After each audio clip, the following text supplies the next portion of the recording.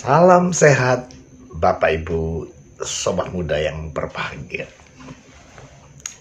Haruskah kita selalu mencari yang sama? Tidak.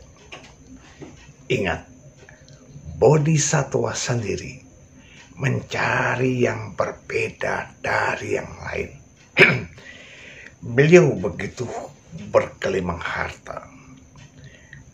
Bodhisatwa Siddhartha terlahir sebagai putra yang kaya raya, anak raja. Tetapi beliau mencari hidup dan kehidupan.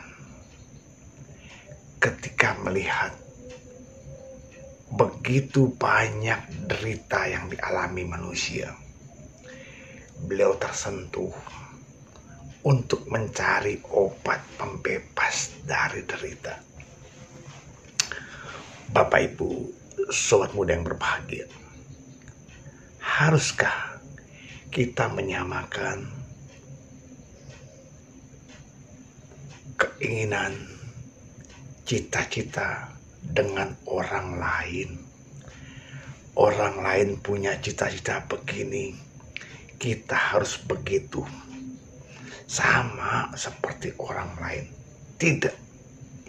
Karena apa? Karena tujuan tiap orang adalah berbeda.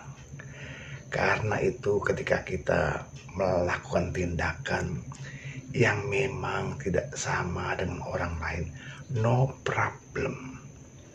Yang penting kita masih berada di jalur yang benar.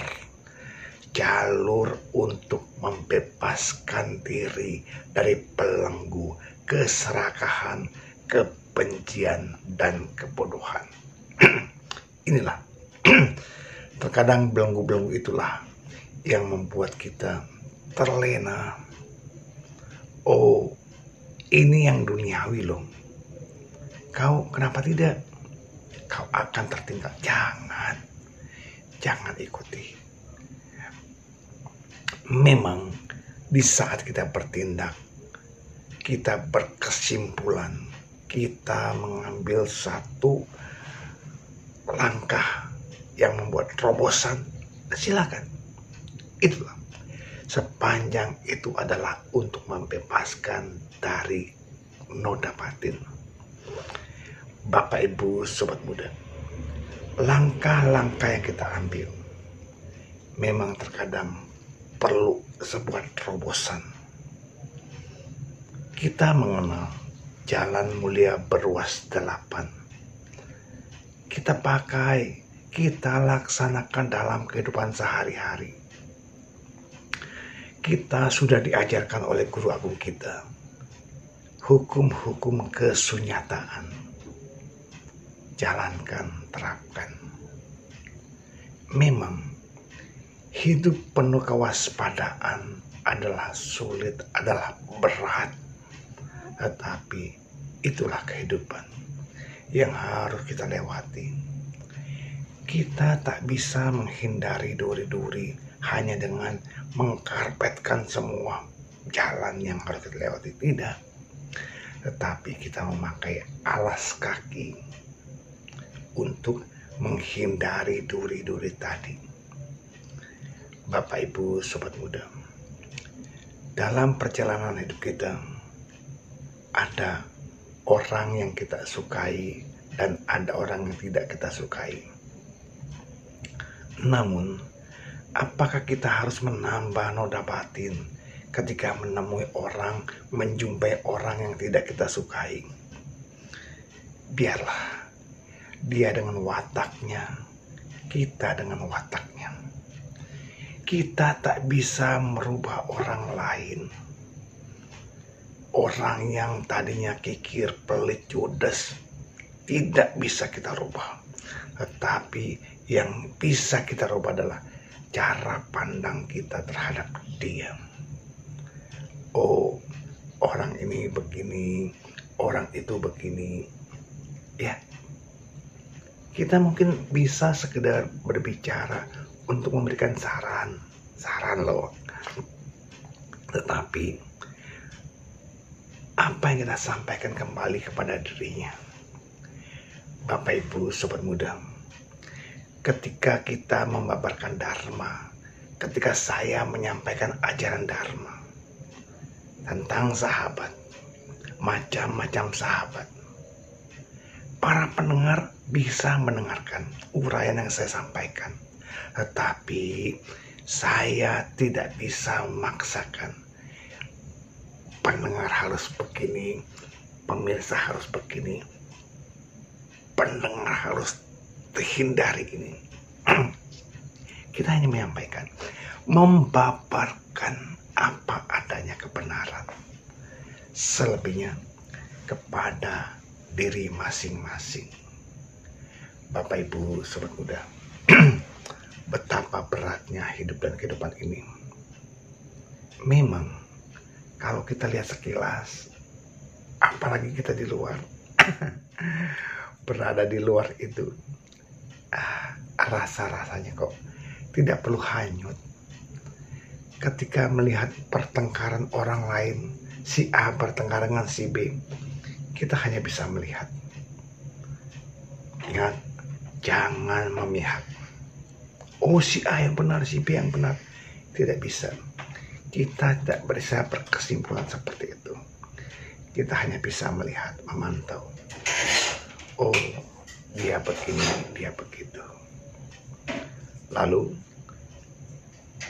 pada satu ketika, pada satu saat, itu pun bisa menyerang batin kita. Betapa mudahnya, betapa gampangnya kita menyarankan orang untuk sabar, untuk semangat, untuk terus berusaha, gampang. Tetapi bagaimana ketika musibah itu pada kita, musibah itu datang kepada kita, mampukah kita bersabar? Mampukah kita tegar? Bagaimana ketika kesulitan datang pada kita? Ketika kita harus berusaha, mampukah kita berjuang mencapai, menggapai itu? Tak semudah yang kita ucapkan. Oleh karena itu, sadarilah, semua fenomena-fenomena kehidupan itu, semua mengalir. Kita bisa menerima, kita bisa bilang ketika kekalahan itu pada orang lain, sabarlah, sabarlah, sabarlah. Tetapi bagaimana kalau kekalahan itu datang pada kita? Mampukah kita bersikap seperti yang kita ucapkan? Kita bisa mengatakan kepada yang menang, jangan sombong, jangan angkuh. Tapi bisakah kita bersikap seperti itu ketika kita memenangkan sebuah pertandingan? Kadang-kadang sombong. Oleh karena itu, Bapak Ibu Sobat Muda, cobalah amati. Oh, mereka yang memperoleh kemenangan sepertinya harus bersikap tetap tenang. Demikian juga mereka yang memperoleh kekalahan, bersikap tenang. Inilah yang seharusnya, yang sepatutnya kita kembangkan. Bapak Ibu Sobat Muda yang berbahagia, cobalah kita bersikap arif, bijaksana. Bagaimana ketika kita punya visi misi, jalankan. Saya punya visi untuk membuat orang lain bahagia. Misi bagaimana? Oh, langkahnya seperti ini yang saya harus kerjakan agar orang lain berbahagia. Oh, saya harus membabarkan Dharma dengan benar. Semua orang punya visi dan misi masing-masing. Kita hargai. Yang pasti visi kita adalah membawa kebahagiaan bagi kita dan semua makhluk. Semoga kita bisa meneropong diri dan bisa memberikan kebahagiaan buat sesama. Terima kasih. Semoga kita berbahagia. Sadu, sadu, sadu.